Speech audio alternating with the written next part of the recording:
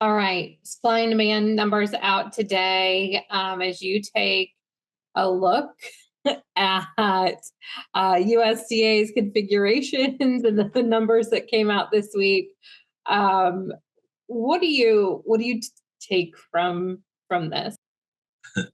So I think the big one out of this report that caught my attention, and maybe I'm just too much in the weeds of the numbers, but USDA raised 2024 beef production in the October report to 27.1 billion pounds. That is actually going to be 0.1% above the 2023 beef production level, if we in fact see that at the end of the day. I just remind everyone to think back to where we were in January of this year. And I don't have this conversation that I'm unhappy with USDA or they didn't do a good job. I think everybody was in a similar place in terms of these projections. But we'd have been down 1 billion pounds in terms of beef production in 2024 relative to 23. And that was going to get us higher prices. When in fact, when you see what we're doing, we're actually, and again, only up 0.1%, but that's a big change from where we started. And we have imports up 500 million pounds. What a difference in total supplies relative to what we would have thought earlier.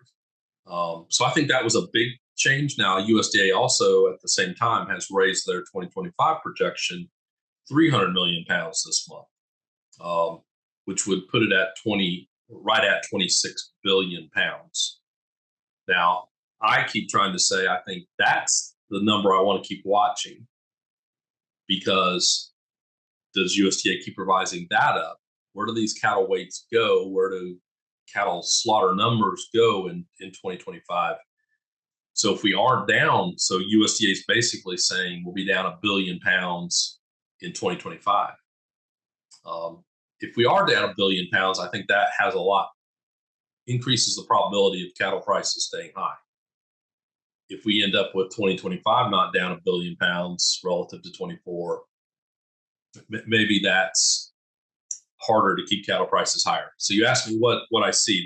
That to me is very interesting, and not that I disagree with where USDA is at, but just to remind us that we basically pushed down a year this decline in beef production, and we're still not building the herd. USDA did raise fed cattle prices roughly $1 both 2024 and 2025.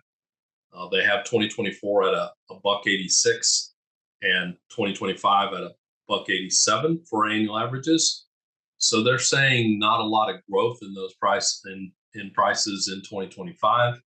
Again, I don't know that I disagree with where they're at, but hang on for some potential variability. Otherwise, I think when you look at what USDA did this month, not a lot of big changes. Pushed up chicken production a little bit in 2025, but otherwise pretty modest changes on everything else.